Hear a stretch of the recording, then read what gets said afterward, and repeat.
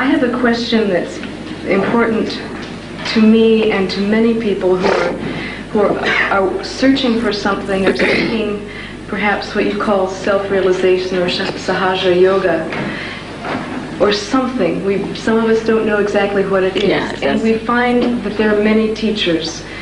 How do we recognize those teachers that you might call fraudulent from the real ones?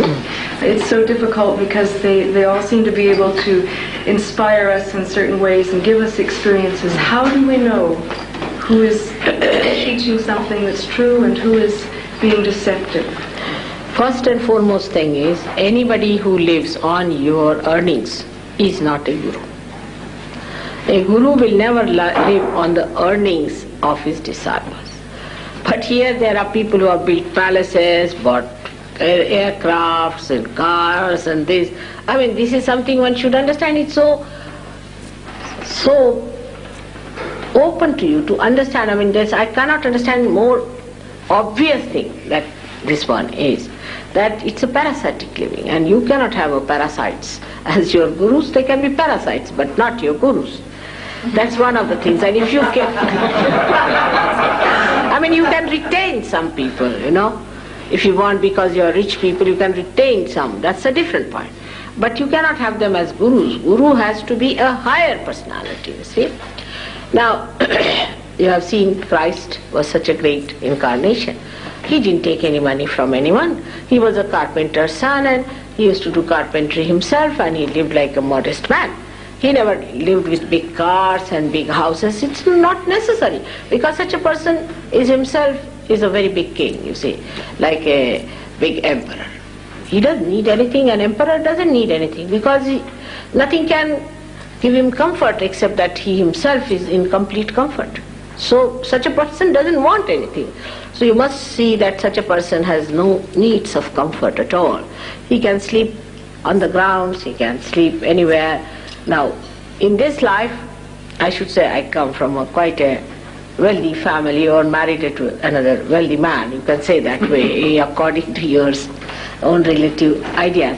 But to me, I can sleep anywhere. I have no problem. I have no problem of food, no problem of sleeping anywhere, no comfort. And I find it is beyond my self-respect to live on the earnings of others. It's not problem. But you are my children. Supposing now you bring a flower to me or something, it's all right. But I can't have a palace out of your money and all this. It's absurd, absolutely absurd. So this is one thing one should know, that it pampers our ego, that we can purchase our guru.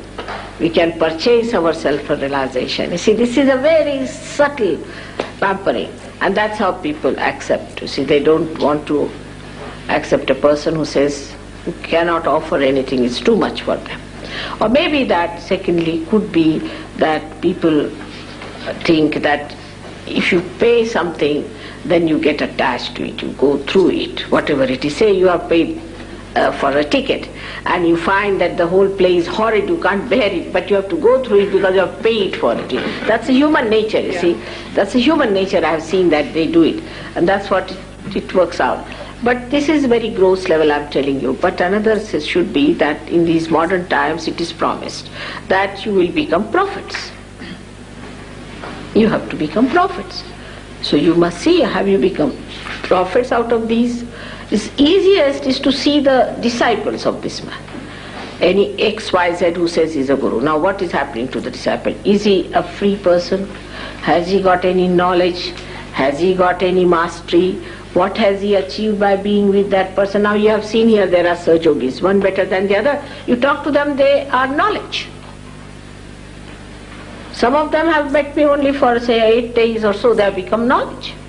So what have they achieved, you should say? What is their style of life, their pattern of life, how they behave? And there cannot be any privacy about it. You see, like mafia, you don't tell that and you don't say that and you shouldn't do that.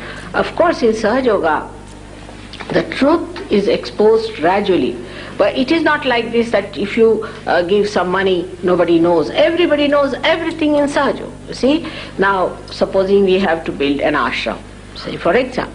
All right, you build your ashram, you collect your money, do what you like and know about it. I have nothing to do with it. Also among yourself you should know how you got the money, how you spent it, what is the expense and all that. Because ashram you can pay for, but not for your realization. And this is one thing, is very important, that what you get out of it is important, that you should become a prophet. Have you become a prophet? Then thirdly, you must know that if you are going from one to another, what we call guru shopping business, that means you have not found it. Otherwise you would just settle down. But some people are so weak that they do settle down with one and are finished with them. You must always see the people who go to these gurus, what have they got? Have they got their transformation? Because this is the age of transformation. Mataji, what about teachers or gurus who produce miracles? You go to a guru who will materialize something out of the air and say this is divine. This is all jugglery. It's all jugglery. And also, you see, now supposing somebody says, I produce a diamond. Now these people come from India. Why don't they solve the financial problem of India?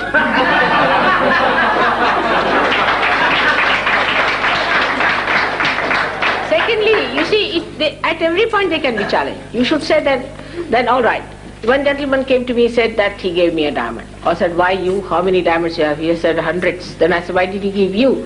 He should give to your driver who hasn't got a diamond. You see, that is what it is. So it is all jugglery. You should see those who materialize. What have they given you? They have to give you something eternal. If they talk about God, God is not going to give you diamond. Which God has given diamonds to people? Have you heard of anyone giving diamonds? No. So you should ask for something which is the highest, which is the supremost. Now the fourth thing, which is very important, that whatever experiences you get, for example, some people start just like jumping, some start shouting, some start behaving like animals, and they say, oh, that's what is coming out, you're taking out, you see. They feel very bad, they get horrible diseases, they get into troubles, and they get into pains, and all sorts of things, and contortions. They say, now your subconscious is coming out. Nothing has to be brought out. That's one thing you must know. The subconscious, as I told you, is on the left-hand side, and the supraconscious on the right-hand side. What you have to do is to ascend in the center and come up. Above your head is the super consciousness. And when you become that, then you develop collective consciousness. So those who want you to become like frogs, again, you must know that you are not going to become frogs anymore now. That's not anyway evolution. The evolution has to go higher, not becoming frogs or earthworms, you see. And if you start crawling, it is simple mesmerism. Anybody mesmerizes can do these tricks, you see. It's simple mesmerism. And then to believe that now you are surrendered and all that is all nonsense, you see. It has no meaning to realization. In realization you just become the master. You become the master of it. There are many people in this country who came and lured you by their talks also, talking big about Brahma, Atma Tattva, this, that and everything. That is not the way you can, that is what is just the pendulum moving from Christian sermon to Hindu sermon, and from Hindu sermon to Islamic sermon, from there to the Rabbi sermon. You see, it goes on like that, you see. That's not the way. You have to rise higher within yourself. And that's why those who lecture about these things are really sometimes can be very, very dangerous. And so many have died of cancer, this, that. I don't know what to say, that people who go to these people get into very bad troubles and suffer so much. And then on top of that, when all this happens, they say, you must suffer. That's a very good excuse, you must suffer. You must pay to suffer. You pay money to suffer. And then people go on suffering. Now one thing I have to tell you, that Christ has suffered for us. We don't have to suffer anymore. Those who deny his sufferings will have to go for suffering. All right, have it. But he suffered for us. There is no need for us to suffer anymore. When he is awakened within us, he takes away all that is our ego, means our karmas, our superego, that is our conditioning, completely removed, and you become one with the divine. There is no need for anybody to suffer. And this idea of suffering is all nonsensical. You should not suffer at all. Good. I'm glad it's over.